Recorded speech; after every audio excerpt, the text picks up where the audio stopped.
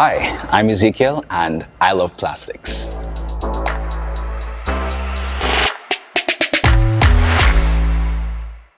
My name is Ezekiel Yorke and I am currently a PhD student and a teaching assistant in the Faculty of Engineering. 3D printing has been the core or one of the fundamental facets behind my research. And the reason why I got so pulled into it is mainly because I always dreamed, especially as I started my PhD, in connecting application behind manufacturing processes like 3D printing with the industry. The reality behind it is that any product that you're holding, be it a valve or a piece of clothing or any kind of plastic toy your child or nephew or niece may be playing with, it all begins by printing these really boring things, which we tend to call test specimens. And we tend to do these things, hundreds of them, and we test them, we analyze them, and that helps us to eventually get to a certain standard that allows manufacturers to be able to, create things, the things that you're using every single day, the things that you're wearing, the things that you're seeing in the stores, you name it. Plastic pollution is a big thing, especially in the Caribbean. We see on the coastlines, we see due to flooding, we see in our landfills, unsustainable waste, unsustainable plastic, pollutions, and people are trying to, make something to or do things to kind of mitigate that kind of issue. Prisons are aiming to recycle, prisons are aiming to reuse plastic waste, and as a result of that, one of the other structures or fundamental or driving forces behind my research has been to seek sustainable ways to make plastics more useful and also a lot more eco-conscious. So for example, some of the materials that I use is polylactic acid, or for more layman terms, is biodegradable bioplastics. And that allows us to seek more optimal ways to make plastics as strong as metals and steels, while also allowing us to be able to more sustainably and more easily break them down into biodegradable waste so that it doesn't harm the environment. Historically, when 3D printing became a big thing, we used to kind of adopt that whole traditional poly or petroleum polymers like PETG, PC, polycarbonate, you name it. Mainly because this is what we've been using in traditional manufacturing processes. So it was a good idea to use some of these traditional plastics. However, once again, as pollution became a big deal and a larger deal as the years go by, scientists wanted to find better ways to make use of more sustainable materials apart from sustainable manufacturing.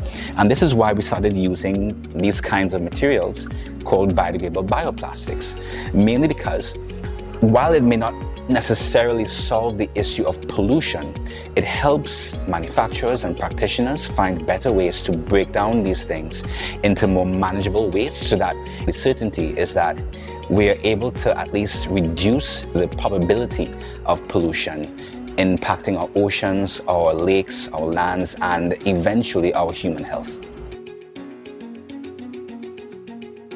So, these subjectively really boring specimens, how do they connect with everyday life, with what people do? Well, when manufacturers make products, the products that you're using, such as the items that you're seeing on the head counters, your pens, and all those things, they tend to think about or try to think about the best settings or the best process parameters that they would need to make that product for you. So when us researchers are, going from the drawing board, trying to think about, okay, what is the best material, what is the best type of settings to design the standards that those manufacturers would use, we tend to, think about so many different process parameters that need to combine to make the strongest, the most durable, the prettiest item that the customer would like. So how it helps the industry, how it helps healthcare? Well, we're seeking more sustainable and healthier ways to 3D print heart valves for patients who may be undergoing heart surgery. We're thinking about, more sustainable ways to create more unique and complex designs, as opposed to using traditional materials that whose waste isn't going to be used. It's going to be thrown at the wayside. So when we're communicating with some of these industries, it's our responsibility as researchers to think about, all right, what is the best way we can help the industry so that the industry can deliver the more sustainable product to the customer without incurring too much cost by the manufacturers. One of the most exciting things that I find about 3D printing is one of the most stressful things, and that's the hundreds upon thousands of different settings that you can combine to make something like this. And the reason why that's exciting is that you can change a single number out of one of these 3D printing process parameters and you can get something entirely different. Now, one of the greatest things about that is that if someone wants to create a stronger product or more durable product, then they can change one of those numbers to be able to realize that kind of performance that they want. Where it's going to take us is, I think, the even more exciting bit that's going to come in the future. Because one of the great things about 3D printing is that it has the potential to replace conventional materials and, by extension, conventional manufacturing processes. Because when you think about, the large lathes and the large drills and the large manufacturing injection molding machines and all those things, you may be, thinking of a traditional product. But when you think about 3D printers, now that's where the magic happens, because they can do all those things in one. Right now it may take a little bit of time and a little bit of arguably more material. However, where we're heading is smarter materials, smarter manufacturing methods, and more sustainable strategies. So I think that one of the most exciting things that you can look forward in the future is how sustainable and intelligent 3D printing is going to be, especially with the use of AI. And that is why we're doing all these things. We're analyzing all the performances, we're looking through our microscopes, we're kind of documenting all of the possible findings, because eventually all this is going to lead to a much better future in manufacturing.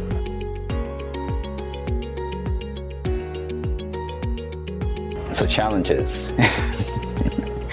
Every bit of the way there were challenges. To some extent, you would sometimes question, why am I even doing this sometimes? But if it's one thing that I learned from my supervisor, and if it's one thing that I learned from the credence of doing your PhD, is acknowledging the beauty of learning how to think. Because every bit of the way, every step that we took to 3D printing these structures and finding ways on how we can push our 3D printers and push their benefits and their accuracy gave us unwanted challenges that we had to overcome. And we did.